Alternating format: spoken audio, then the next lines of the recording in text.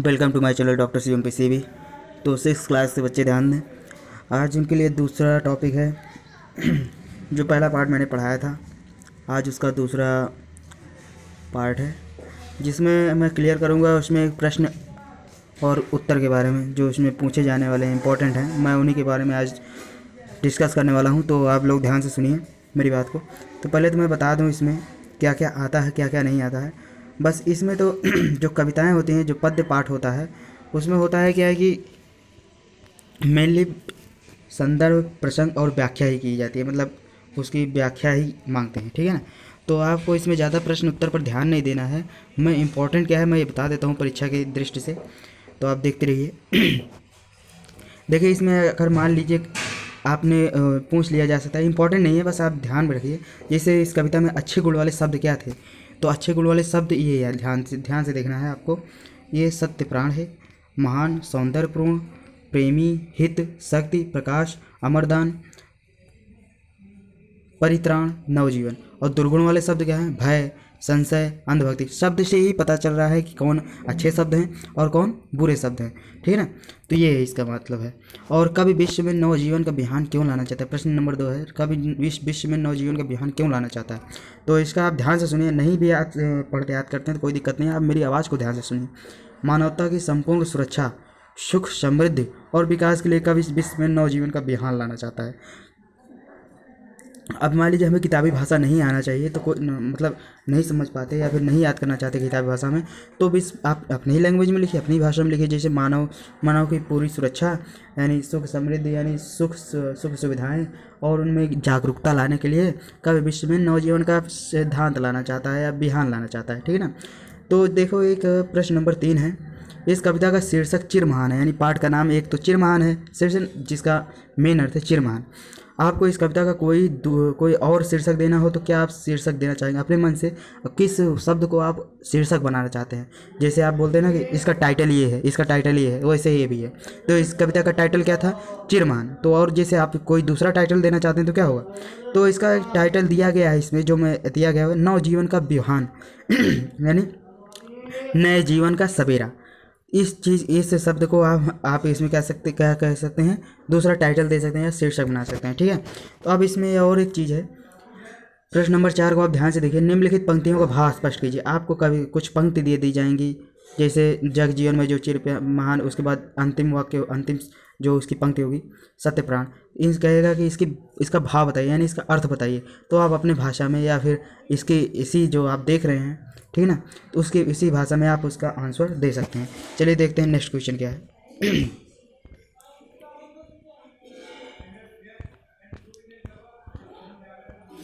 चलिए देखिए, ये ऊपर वाला खा पार्ट इसमें इंपॉर्टेंट नहीं है। देखिए, इसमें कह रहा है भाषा की बात। चिर का शब्द का अर्थ है सदैव, हमेशा जो महान रहता है, चिर मानना है ना, सदैव। यह महान के उस पूर्व विश्लेषण से जुड़ा है जिस प्रकार चिर विशेषण लगाकर 3 नए शब्द बनाइए। अब आप चिर लगाकर कोई भी शब्द बनाइए, 3 शब्द बनाने के लिए कहा है, लेकिन आप कहीं भी बना सकते हैं। चिर युवा, हमेशा जो युवा रहे, हमेशा जवान रहे। चिर यौवन, वही एक ही बात है। चिर आयु, हमेशा जो मतलब विराजमान रहे, मतलब हमेशा उपस्थित रहे, हमेशा उसकी आयु अमर रहे जिसे, ठीक है ना। अब चलिए नेक्स्ट पार्ट आज शुरू करते हैं। पाठ 2, अपना स्थान स्वयं बनाइए। आप इसका एक काम करिए आप कि आप अपने किताबों से या फिर जो भी हो आप पढ़ लेंगे, ठीक है ना। एक बार पाठ का मैं सारांश में पढ़ दे रहा हूँ, ठीक है ना, अपने शब्दों में, ताकि आप लोगों को आसानी पड़ जाए। एक बार एक राजा ने अपने मंत्री से कहा कि मुझे एक आदमी की ज़रूरत है, अगर तुम्हें कोई अच्छा आदमी मिले तो मेरे पास लेकर आना। मंत्री को काफ़ी खोजबीन के बाद एक युवक मिला जो एक जगह अच्छी नौकरी कर रहा था। मंत्री ने उसकी नौकरी छुड़वाकर और तरक्की का आश्वासन देकर उसे राजा के सामने पेश किया, लेकिन राजा को मंत्री की कही बात याद नहीं थी। कुछ देर बाद राजा बोले कि शायद उस समय मेरे मन में कोई बात रही हो, लेकिन अभी तो मुझे किसी आदमी की ज़रूरत नहीं है। तब मंत्री ने राजा से कहा कि महाराज, मैंने हजारों से में से चुना है और मैं इसे अच्छी नौकरी छुड़वा कर लाया हूँ। राजा ने कुछ सोचकर मंत्री से कहा कि इस समय तो मेरे पास कोई काम नहीं है, लेकिन अगर तुम कहते हो तो हम इसे अपने दफ्तर में चपरासी रख सकते हैं, लेकिन इसे 15 रुपये वेतन मिलेगा। राजा की यह बात मंत्री को बहुत बुरी लगी, लेकिन वह युवक खुश था। उसने मंत्री को धन्यवाद देते हुए कहा कि मैं बहुत खुश हूँ सॉरी मैं बहुत खुश हूँ क्योंकि मुझे अपने राजा की सेवा करने का मौका मिला। मंत्री जब उस युवक को राजा के दफ्तर में छोड़ने गया तो दफ्तर की हालत देखकर मंत्री बहुत परेशान हुआ, क्योंकि दफ्तर में चारों तरफ धूल और गंदगी थी। राजा कभी अपने दफ्तर नहीं जाता था और न ही वहाँ बैठकर कोई काम करता था। युवक कई दिनों तक राजा के दफ्तर में सफाई करता रहा। राजा के उस दफ्तर में एक कमरा था जिसमें राजा को मिले अनेक कीमती उपहार कबाड़ के रूप में रखे हुए थे। उस युवक ने कीमती उपहारों का कबाड़ निकालकर बाजार में बेच दिया। उसे कई हजार रुपए मिले। उस रुपयों में से उस युवक ने दफ्तर के लिए अच्छे फर्नीचर के साथ साथ अन्य ज़रूरी सामान खरीदे। उसने अपने मेहनत के से कुछ दिनों में उस दफ्तर को शाही दफ्तर में के रूप में दे दिया। ठीक है, बचे पैसों को उसने सरकारी खजाने में जमा करा दिया। तभी कुछ चुगलखोरों ने राजा से उसकी शिकायत की कि वह रुपए लुटा रहा है। एक दिन राजा गुस्साए हुए दफ्तर में गए तो दफ्तर देखकर दंग रह गए। राजा ने उससे पूछा कि दफ्तर की सजावट तुमने किसके पैसों से किया है। उसने राजा को ऑफिस के कबाड़ी की सारी कहानी बताई और यह भी बताया कि बचे हुए रुपयों को उसने सरकारी खजाने में जमा करा दिया है। राजा उस युवक से बहुत प्रसन्न हुआ और उसे अपने राज्य का वित्त मंत्री बना दिया।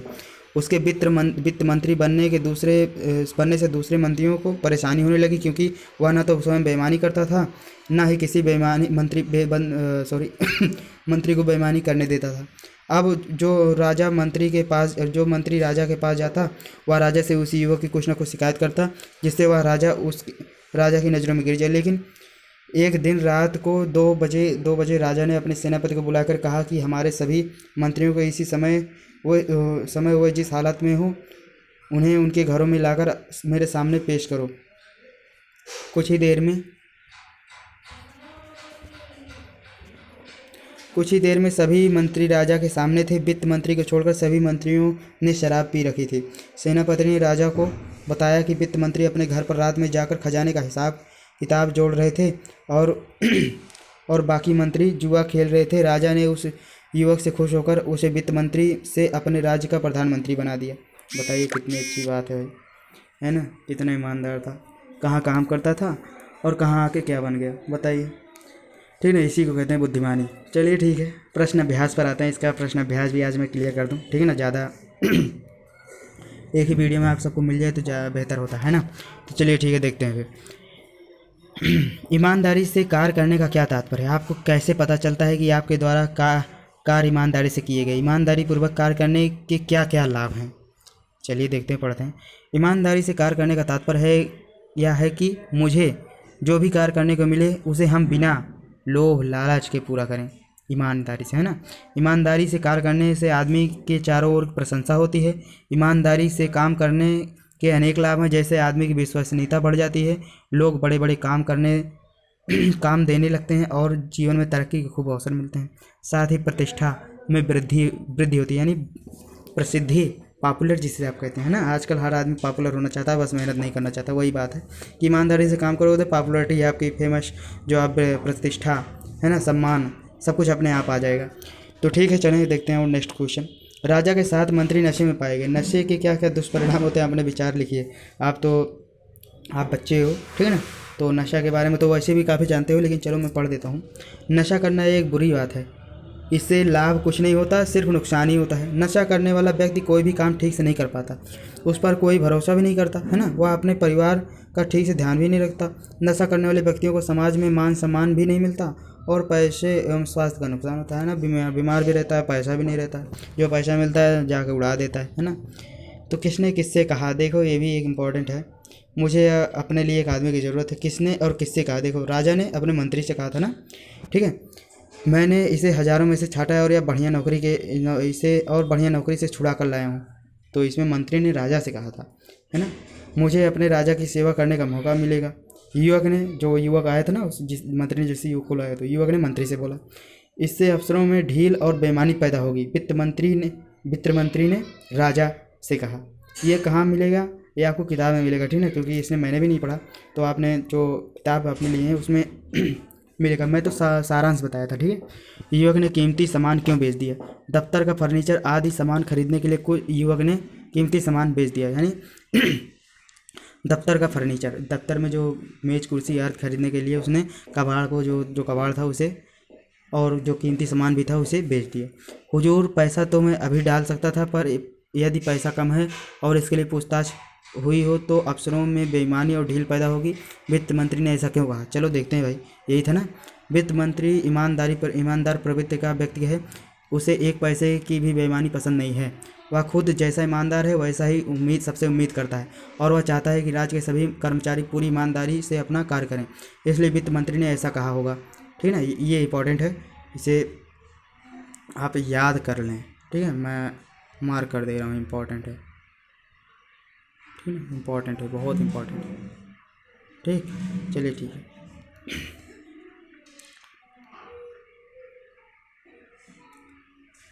राजा ने युवक को प्रधानमंत्री क्यों बनाया? चलो अभी देखते हैं। राजा ने युवक को प्रधानमंत्री और युवक की ईमानदारी और काम के प्रति लगन से प्रभावित होकर उसे प्रधानमंत्री बना दिया। कहानी में किस बात ने आपको सबसे ज़्यादा प्रभावित किया और क्यों? मुझे कहानी में युवक की ईमानदारी, काम के प्रति उसका लगन तथा उत्साह आदि ने मुझे बहुत प्रभावित किया। वह अपने इन्हीं गुणों के कारण एक मामूली चपरासी से पहले वित्त मंत्री और फिर प्रधानमंत्री बना, है ना। ईमानदारी बहुत कुछ करवा देती है, मतलब आपको उस शिखर पर पहुंचा देती है, उस स्थान पर पहुंचा देती है जहां आप कभी पहुंचने की कल्पना भी नहीं कर सकते। समझ गए? चलिए ठीक है, आपको पर्यायवाची इंपॉर्टेंट है, बहुत इंपॉर्टेंट है, ये भी इंपॉर्टेंट है। ठीक है ना, लिख दे रहा हूँ, ठीक है ना। तो पर्यायवाची आप याद करना। राजा की पर्यायवाची क्या है? राजा और नरेश। रात का रात और निशा। सोना है और स्वर्ण है। दिन है और दिवस है। खुश और प्रसन्न है। निगाह में दृष्टि भी होता है ना। इन शब्दों के पर्यायवाची हैं। ठीक, चलिए नेक्स्ट पार्ट पर देखते हैं और क्या है। अब विलोम शब्द भी उन्नत की अवनति होती है, सॉरी, उन्नत की विलोम क्या होती है? अवनत होती है। कृतघ्न होता है, याद रखना, ये इंपॉर्टेंट है सबसे ज़्यादा। जब मैं पढ़ रहा था तो मेरे पास आया था ये, सॉरी मेरे पास आया था, मैंने एग्जाम दिया था।